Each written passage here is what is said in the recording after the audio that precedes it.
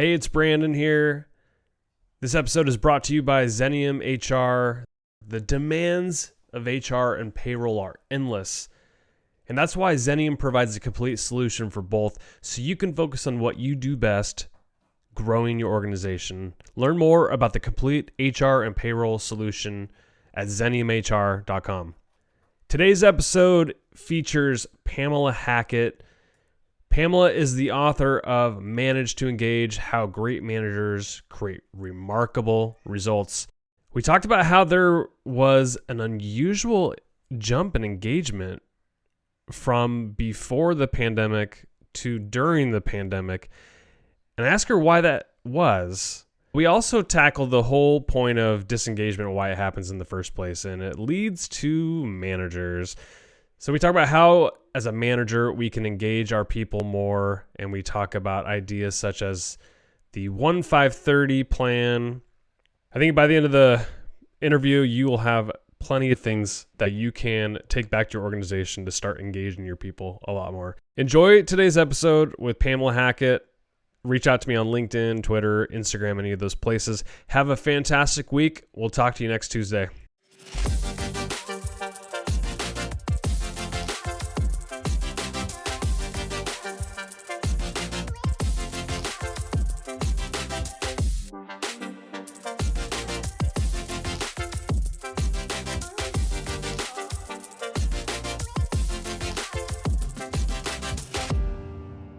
Pam, it is such a pleasure to have you on Transform Your Workplace. Thanks for coming on to the show. Oh, thank you. Thanks a great deal for being able to spread the message about engagement. Of course. I'm excited to actually dive into your book. It's called Manage to Engage: How Great Managers Create Remarkable Results. I want to start here. We've gone through this pandemic, and you had a couple interesting statistics in the book about how pre-pandemic people were really disengaged, and then something happened during the pandemic where engagement went up a little bit. And what do you attribute that to?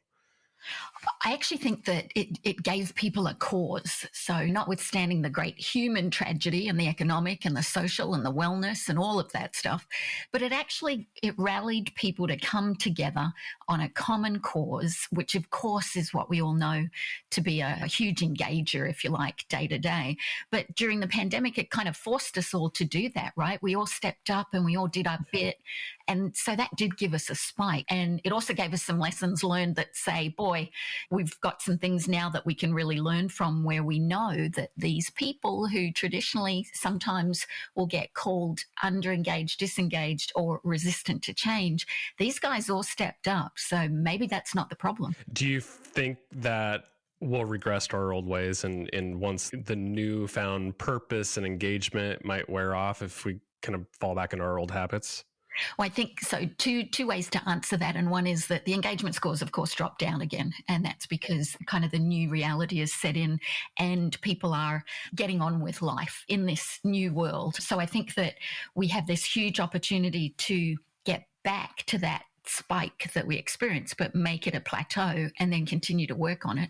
And then I don't know if it's a question of whether people will get back to their old ways, as people are overwhelmed, they're exhausted, they've been through, because you've got two types of businesses, don't you? You've got those that really were impacted negatively, and then you've got those that took off. And so either way you look at it, you've got this workforce that is probably just shattered, as we Australians and English would say, just exhausted.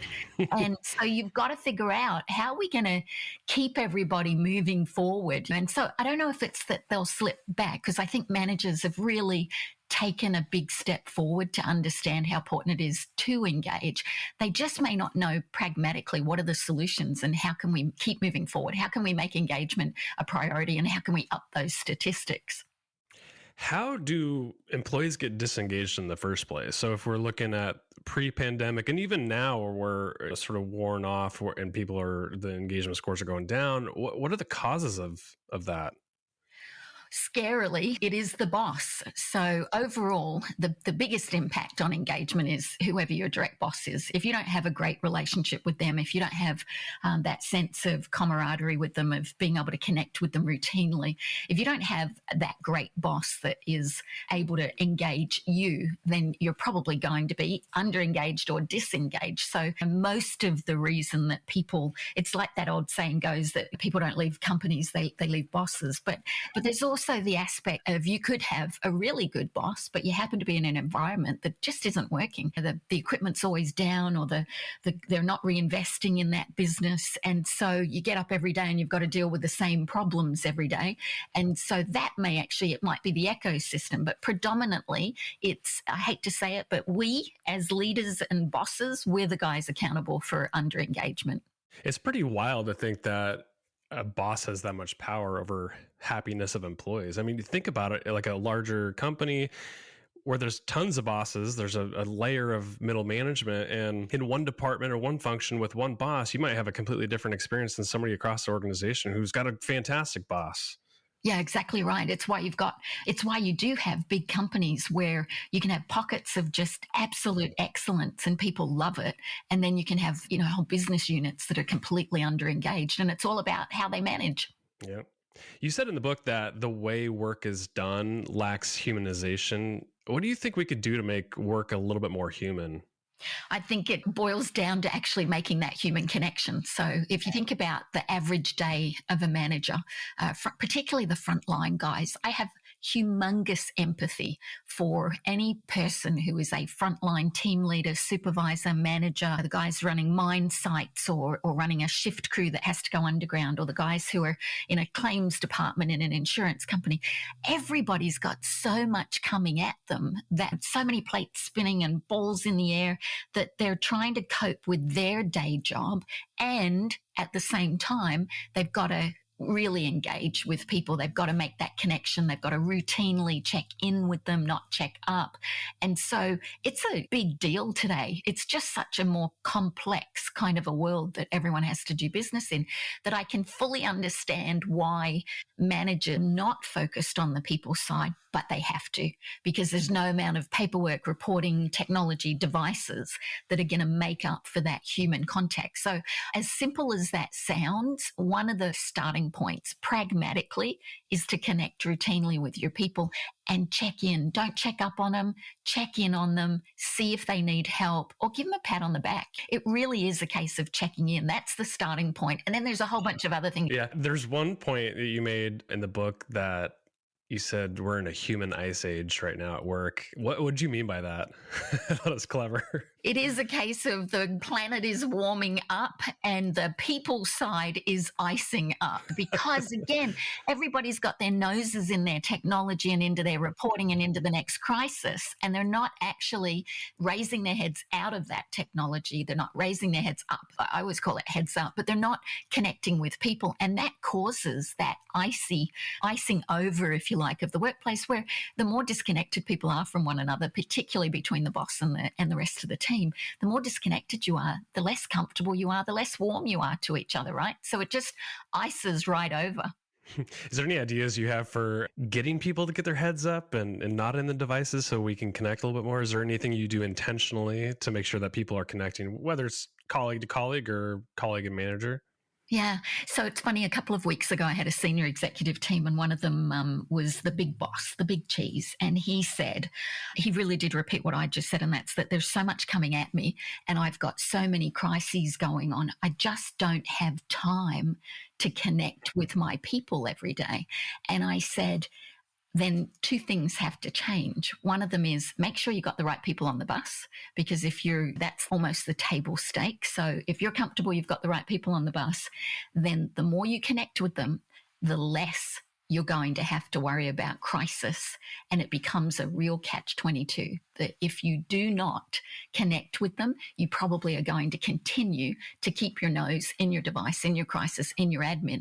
But if you connect with them routinely, and it is a case of, I talk about something called 1-5-30. I can't press this one. I can't push this one enough because it's absolutely free. You can just start doing it today. But 1-5-30 is putting the rhythm and the routine into your day that gives you a trigger and says, Once a day, I need to check in with my team, even if it's just a quick, hey, how's it going? And then once a week, that's your number 5, every 5 days, have a really meaningful conversation for 30 minutes, or rather have at least a good quality conversation for 30 minutes.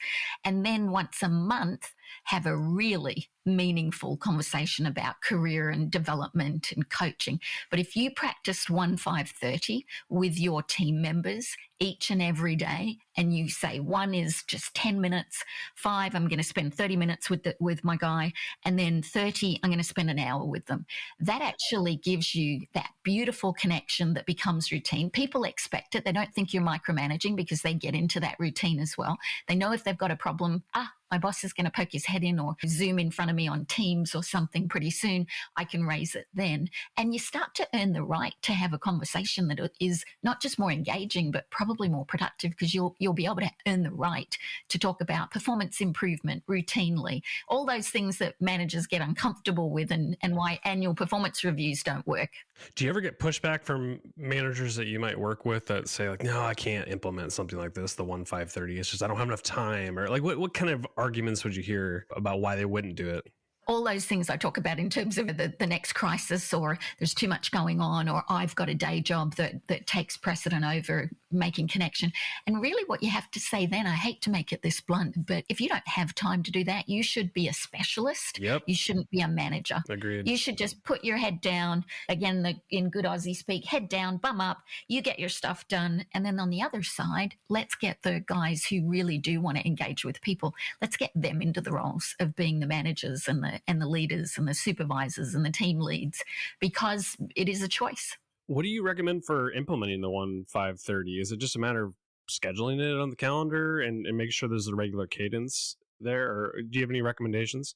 Yeah, go out and do it. So yes, I think that is the best way to start it. If you're not a person who has that kind of routine, then put it into your diary and into your Outlook, particularly if you've got half the population is a lot of it is still working from home. The other half is at work. So if you're a work from home guy, then you're going to put it into your schedule. If you're at work, then you got to say to yourself that once a day, I'm going to get up out of my chair, walk around and go see my guys. And when I walk around and do that fabulous walk about the business, I'm going to see things that are happening. I'm going to have a great conversation with each of my team. I'm going to see what's coming at them firsthand. And then I'm going to be able to actually work with them to remove the barriers that are stopping them from having a great day at work, or go to them and say, hey, great job. This is really, you guys are on track and you don't need anything from me. So I'm just going to mosey on. It really is a case of just getting that into the drumbeat of your day and into your routine.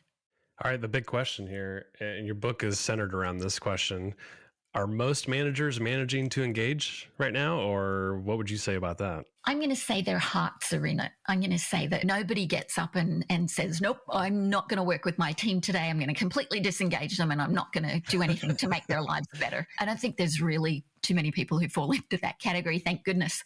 But again, I think their hearts are in it, but they don't pragmatically know how to really make it happen. And that's where the scores would be better, wouldn't they, if we were all doing it and if so many people were doing it. And that's where there's a really simple tool that you can use, and it's called What Color Is My Day?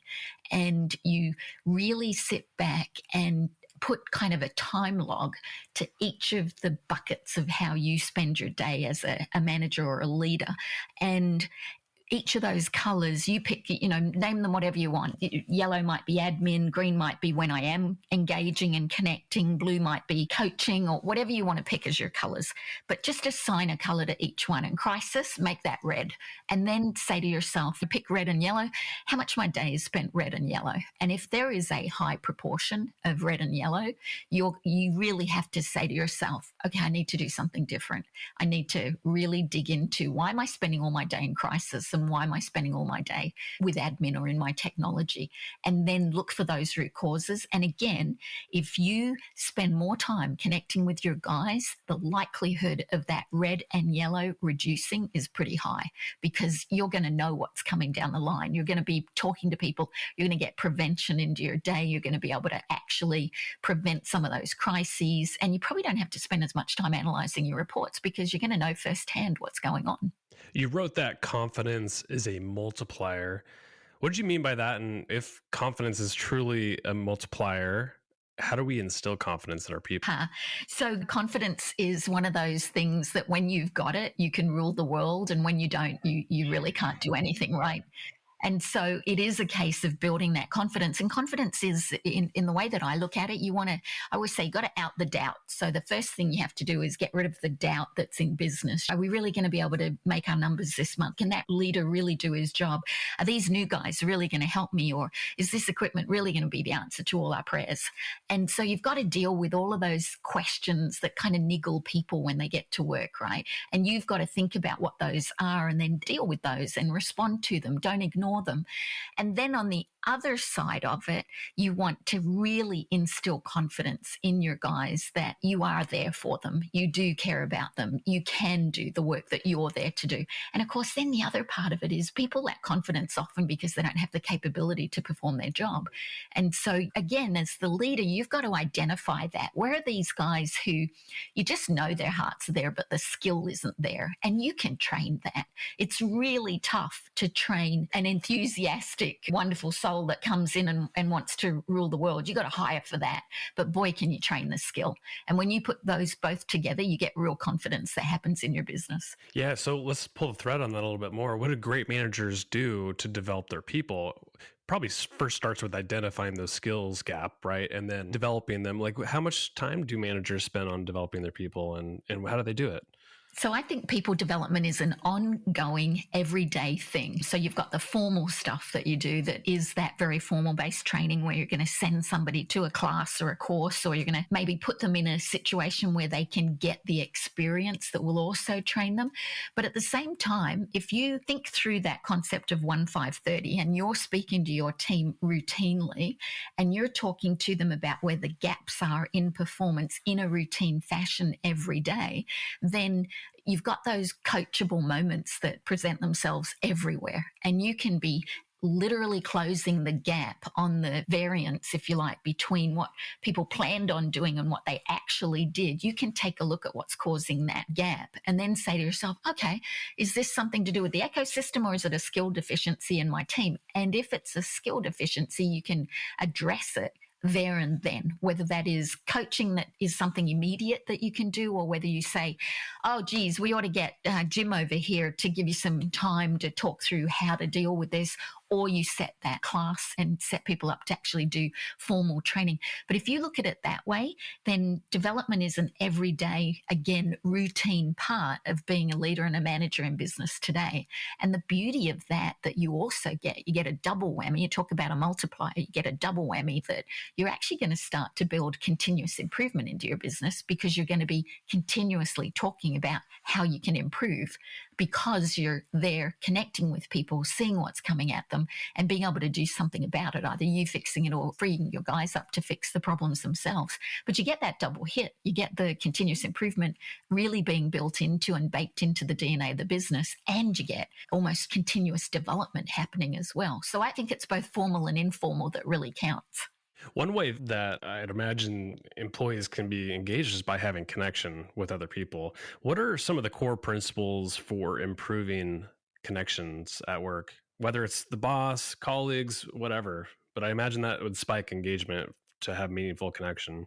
Absolutely, yeah. So if you think about all of the things that come under or are connected, you've got connection, you've got collaboration, you've got community building. So of course, the biggest thing on connection is to actually get to know your people so that you can connect. It's like getting to know your next door neighbor or the guy down the road that you want to learn more about them so that you can have a meaningful connection with them. In the old world, people said, oh, you don't want to get to know people too much. You don't want to get too personal. Yes, you do. You want to know what their kids are doing. You want to know the kinds of things that are happening at home, because a lot of the times what happens at home comes to work, just no different than what happens at work goes home with people. So connection today is a very personal thing, and it is okay to learn and to be more personable with your guys. And then of course there's the whole connecting the right people with one another so they can learn from one another and continue to build their skill base.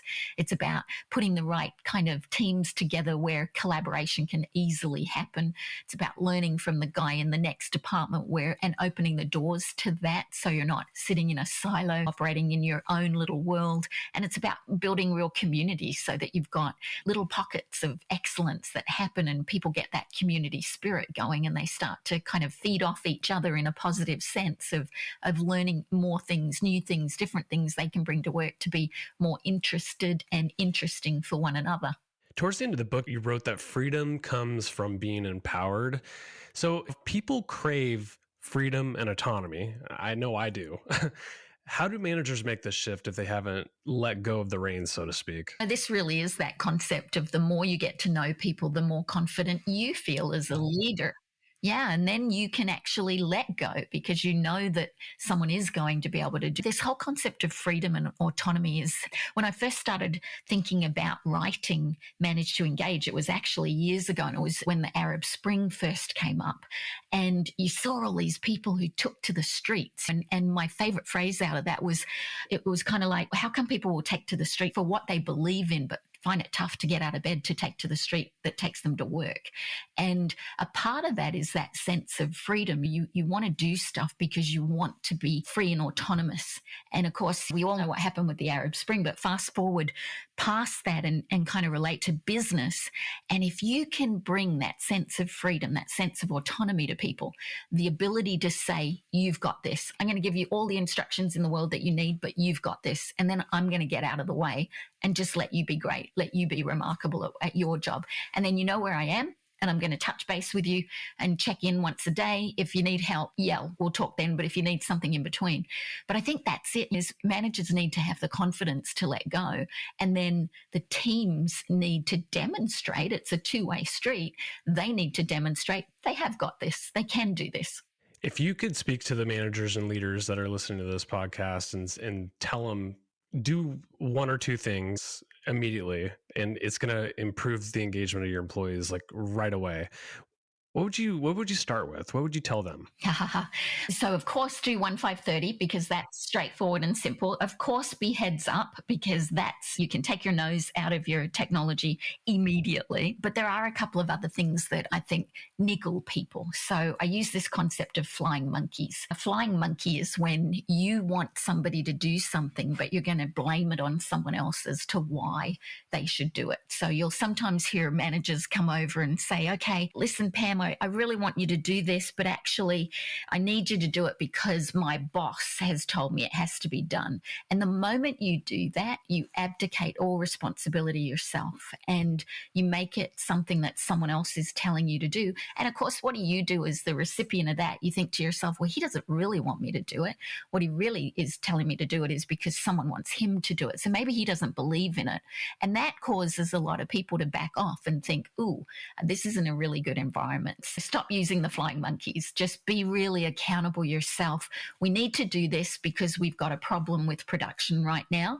Production is not where we need it to be. Let's talk about what the gap is and let's work together to get it done. Instead of what might have been said, might be something like, my boss is really giving me a hard time because the numbers aren't there. So we're going to have to really work on this to get my boss off my back. And those are all the wrong reasons. Really what you want to do is fix it because it needs fixing.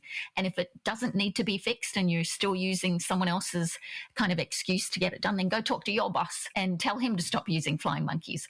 But I think that whole concept of flying monkeys is a really important one because it just is that niggly thing that oftentimes at every level in business you hear that being used.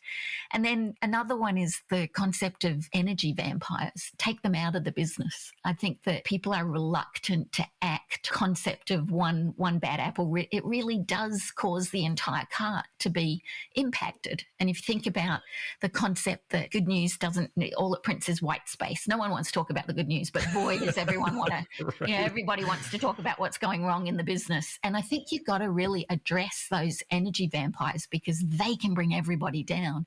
So it's these tiny little things that if you change, you could actually have a big impact on your workplace.